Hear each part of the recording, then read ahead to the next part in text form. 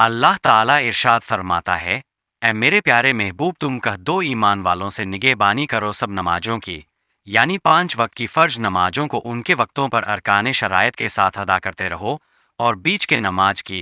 हजरत इमाम आजम अबू हनीफा और जमहूर सहाबा रदी अल्लाह ताला अन्हु का मजहब यह है कि इससे नमाज असर मुराद है।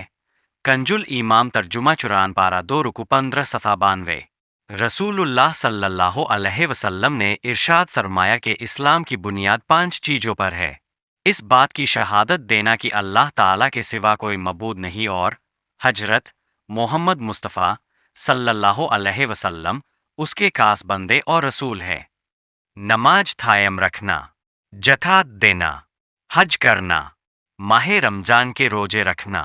बुचारी शरीफ जिल्दे अव्वल सफ़ा। प्यारे नबी सल्लल्लाहु अलैहि वसल्लम ने इरशाद फरमाया, अगर किसी के घर के सामने नहर हो वह रोज 5 मर्तबा गुस्ल करे तो क्या उसके बदन पर मैल रहेगा? सहाबा ने अर्ज की, नहीं फरमाया, यही मिसाल 5 नमाजों की है। अल्लाह ताला नमाजों के सबब से सब खताओं को मिटा देत। और बंदा जब नमाज के लिए खड़ा होता है तो उसके लिए जन्नत के दरवाजे खोल दिए जाते हैं। उसके लिए अल्लाह ताला के बीच के पर्दे हटा दिए जाते हैं और हूरें उसका इस्तकबाल करती है।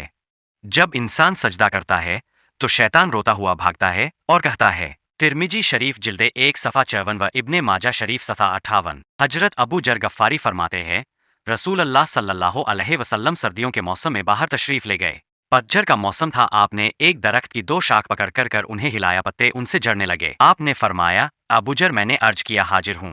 शर्माया, जब मुसलमान बंदा नमाज पढ़ता है और अल्लाह ताला की रजामंदी का इजहार करता है तो उसके गुनाह इस तरह गिरते हैं जैसे इस दरख्त के पत्ते झड़ते हैं। मिशकात शरीफ जिल्द अव्वल सफ़ा 58। और उसका कोई दीन नहीं। नमाज दीन का सुतून है।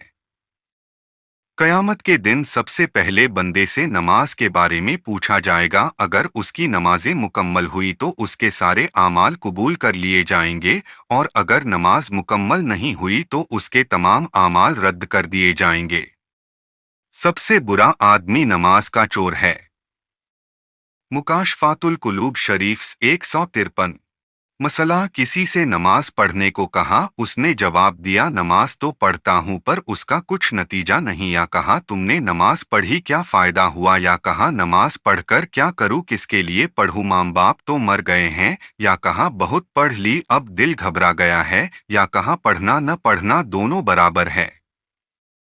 गर्ज की इस किस्म की बातें करना जिससे फर्जियत पर इनकार करना समझा जाता हो या नमाज की तौहीन हो, यह कुफ्र है और ऐसा कहने वाला काफिर है। मसला, हर आकिल बालिद पर नमाज हर्ज है। उसकी धर्जियत का मुनकिर कातिर है और जानबूझकर छोड़ दे अगरचे एक वक्त की हो, वह जासिन है।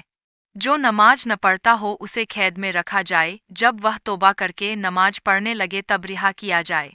इमाम मालिक, इमाम शाफई, इमाम अहमद के नज़दीक सुल्ताने इस्लाम उसके कत्ल का हुक्म दे।